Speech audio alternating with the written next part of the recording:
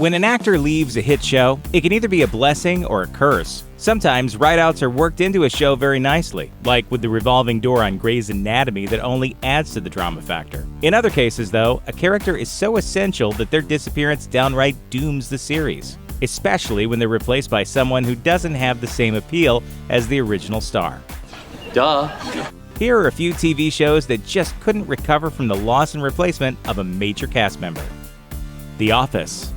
Steve Carell was a well-known comic force from The Daily Show and Anchorman before he got his biggest break with the small-screen comedy series The Office. The show was an American adaptation of the Ricky Gervais BBC sitcom of the same name and became wildly popular with audiences. I made you what you are and I get nothing back. Carell's film career started to take off shortly thereafter, with starring roles in movies like The 40-Year-Old Virgin, Little Miss Sunshine, and Crazy Stupid Love, elevating him to household name status. So, in 2013, when Carell's contract with The Office was up, he opted to walk away from the series, even though it was still a critical and ratings hit for NBC. The awkward, lovelorn Michael Scott finally found love with HR director Holly, and they moved away to Colorado. But Dunder Mifflin still needed a boss, and that came in the form of oily, unsettling Robert California, CEO of its parent company, Sabre. Well, I will not be blackmailed by some ineffectual, privileged, effete, soft debutante. And it was all downhill from there. The show's critical favor and viewership numbers took a nosedive, and the series finally came to a close after 2 Carell-free seasons. The X-Files. For its first 6 seasons, The X-Files was a huge hit for Fox and made its on-screen pair of paranormal investigators international stars. But prior to the start of the series' 7th season, David Duchovny sued the network, claiming that it had sold rights to reruns of the show at a discount to its own affiliates and cheated the stars out of profits. While the lawsuit was eventually settled, it was filed right when Duchovny was negotiating working on future seasons of the show, and neither he nor Fox were keen to continue working together. So, a deal was reached. Duchovny's character, Fox Mulder, would mysteriously disappear at the end of Season 7, and would only appear in a handful of episodes in Season 8. But Gillian Anderson's Agent Scully still needed someone to work with in his absence, so producers auditioned dozens of actors and eventually settled on Robert Patrick to come in as FBI agent John Doggett. Another actress was also hired in case Anderson decided to leave the show after her contract ended too. It didn't matter much though, because without Duchovny in his regular role, viewers tuned out. You saved me. As difficult and as frustrating as it's been sometimes, your goddamn strict rationalism and science have saved me 1,000 times over. 8 Simple Rules for Dating My Teenage Daughter. This ABC sitcom was forced to reformat after the unexpected death of its star. 8 Simple Rules was built around TV legend John Ritter, who starred as a cranky suburban dad desperately trying to rein in his wild teenage children. Filming had just begun on the 2nd season of the series when Ritter fell ill on the set and sought medical treatment. He died later that day of a heart defect that had never been diagnosed. ABC announced that the show would go on, and it did, with some necessary changes. No longer a show about a cranky dad, it became one about a family trying to pick up the pieces after the death of its patriarch. 2 new stars joined the cast to fill the void left by Ritter, cousin CJ and Grandpa Jim. But without Ritter, the show only lasted another season before being shelved for good. Blue's Clues.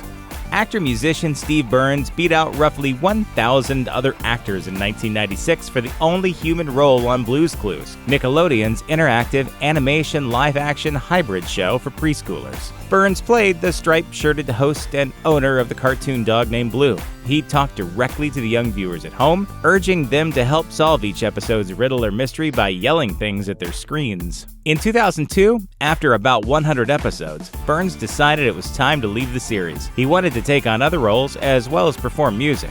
Nickelodeon hired actor Donovan Patton to be the new host of Blue's Clues, playing Steve's younger brother, Joe. So as not to traumatize or confuse the show's very young viewers, Steve carefully explained that he was leaving for college and Joe would be looking after Blue. Patton as Joe proved to be the gentle and affable host Blue's Clues needed, but he just couldn't replace someone so closely associated with the role to an army of toddlers. After around 50 episodes with Patton as Joe, Blue's Clues was canceled. Scrubs. This comedy about medical interns desperately trying to figure out what they were doing as they worked in a hospital was a critically acclaimed Emmy-nominated hit over its first few seasons on NBC. The network dropped the show after 7 seasons, only to see ABC pick it up. The show's writers and cast prepared a true series finale at the end of the year, only for ABC to unexpectedly renew the series again for season 9. But star Zach Braff, the focus of the show as young Dr. John Dorian, was ready to move on to other things. Onward! Eagle! Oh, good God. So the show was retooled and rebooted, no longer taking place at a teaching hospital, but at a medical school. Dr. Cox and Dr. Turk were now teachers instead of active surgeons. I'm just back to teach some classes. Replacing Braff as the center of the show and narrator was Dr. Lucy Bennett, but the big changes were too much to take, and the 9th season of Scrubs was also its last. Spin City. Michael J. Fox returned to regular series television for the first time since the end of Family Ties with Spin City. On the ABC sitcom, he played Mike Flaherty, a wheeler dealer for a New York City deputy mayor. 2 years later, Fox announced that he had been battling Parkinson's disease and left the show to spend more time raising funds for research on the disease. Replacing him as deputy mayor was a guy named Charlie Crawford, portrayed by Charlie Sheen. With Fox out, the show became more of a romantic comedy surrounding Sheen and Heather Locklear's characters, but viewership tanked shortly after the replacement, so ABC cut the cord on Spin City. I guess you guys aren't ready for that yet. But your kids are gonna love it. Designing Women.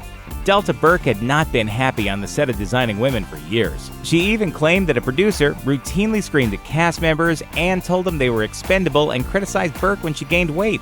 Are you serious? CBS grew so tired of Burke publicly trashing the show's producers and the network in the press that they fired her from the show. And co-star Jean Smart followed her out the door shortly thereafter. Every time I look over at the sofa, I kind of miss seeing her.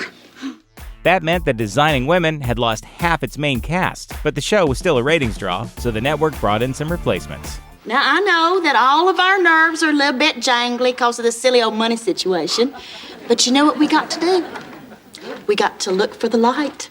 Julia Duffy arrived as Suzanne's cousin, and Jan Hooks came in as Carlene, Charlene's sister. Despite ratings on par with previous years, CBS fired Duffy after her sole season on the series and replaced her with Judith Ivey as a rich Texan widow named B.J. Poteet. It didn't do much good because CBS moved the show to Friday nights, where it slipped into ratings oblivion and then cancellation. And that is the night the lights went out in Georgia. That 70s show.